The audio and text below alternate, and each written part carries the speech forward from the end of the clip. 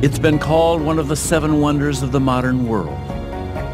A man-made waterway, 50 miles long, that forever altered the face of the earth.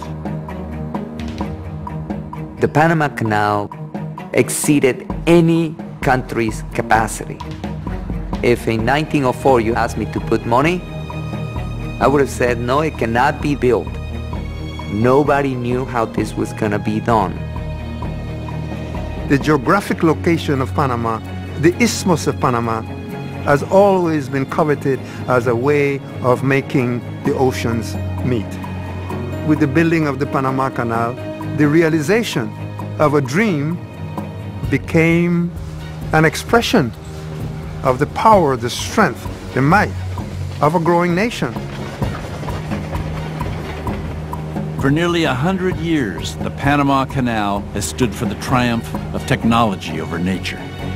But when it was built at the dawn of the 20th century, it was simply an audacious gamble, a colossal engineering project, the likes of which the world had never seen. It's a story of inspiration. It's a story of humanity. What man can endure with the pick and shovel to dig the canal. It used science and engineering and government to improve the country and really improve the world. But it has a dark side as well. It is also a symbol of arrogance, authority, and power.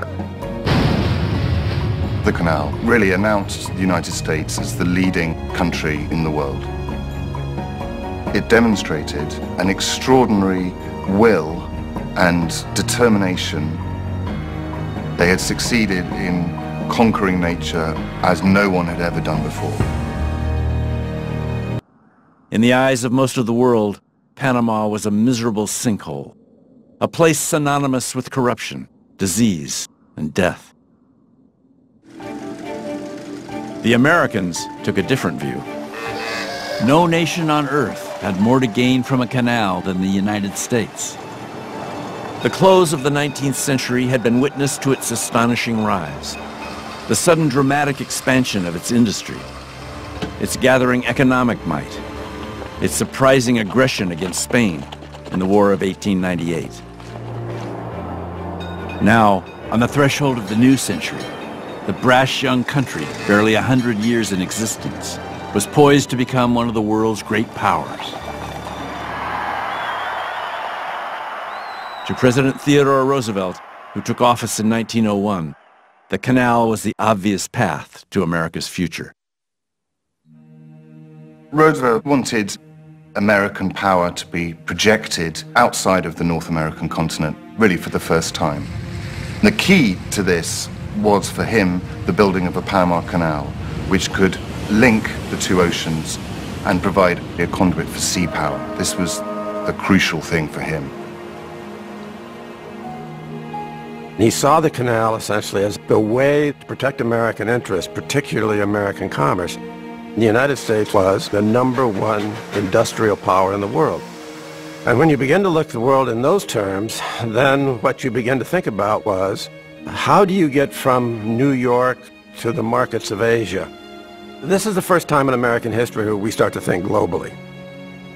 To Roosevelt, the notion of an Isthmian canal, it's a key piece of the puzzle of world empire and a kind of providentially ordained world domination that the United States is meant to enjoy. Whoever could connect and have the two seas, the Atlantic and the Pacific, will be the global power. If we are to hold our own in the struggle for supremacy, Roosevelt insisted, we must build the canal.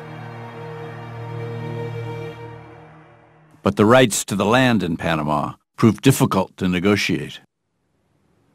Panama was a small province of Colombia, and once the United States decided to build the canal in Panama, they tried to reach an agreement with Colombia. Roosevelt insisted on a huge amount of control over where the canal was to be built. However, The Colombian constitution expressly forbids any sovereignty to be given away to any part of the country. And effectively, this is what the Americans were demanding. So the Colombians rejected the treaty. They not only rejected it, Colombian legislature rejected it unanimously. Roosevelt thought, we have one objective, and we're not going to allow this small little insignificant country get in our way. Roosevelt felt that the United States should be leading the way in improving the world, even if the bits of the world didn't necessarily want to be improved. So he had an option. Either he could just simply invade Panama and take it, which he considered doing. He sent spies to go and check out the possibility of achieving that. Or there was another option, and that was for Panama to declare its independence under the protection of the United States. As Roosevelt well knew, Panamanian elites had been plotting revolution for years. Now, with a nod from Washington, they made their move. On the morning of November 3rd, 1903, the rebels seized the isthmus. Aided by the well-timed appearance of an American gunboat in the harbor at Colon, their revolution was over by sundown. Its sole casualties, a foreign-born shopkeeper and a luckless donkey. 3 days later, the United States formally recognized the new Republic of Panama. The best part was the way they did it. Instead of fight against the Colombia, they just sent bags of money to pay off all the Colombian troops to go back to Colombia.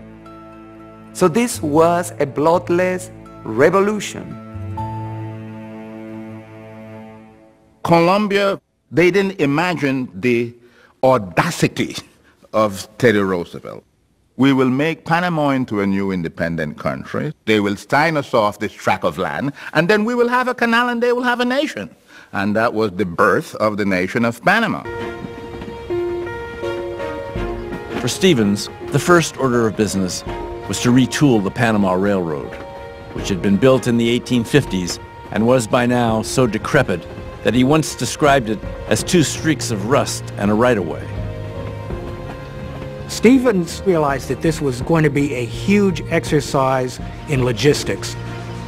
The job of building the canal would be very much a job of just moving, removing, hauling out thousands of carloads of dirt. He understood that the railroad was going to be the heart of the effort.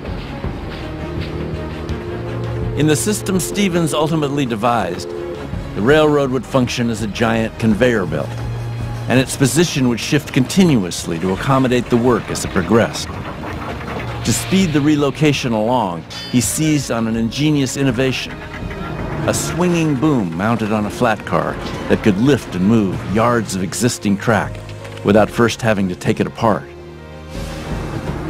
Then he traded the rail cars for open-sided flats fitted with a plow, which could empty a 20-car train in about 10 minutes. By Stevens' estimate, the two rigs would do the labor of 900 men working by hand.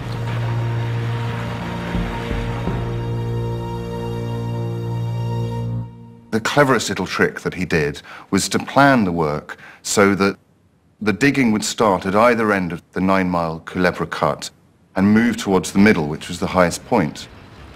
This meant that when the empty spoil trains came into the cut, they would be climbing up to the shovels, and when they were full, they would have the benefit of the gradient to take away their enormous loads. Engineering at its simplest and most brilliant.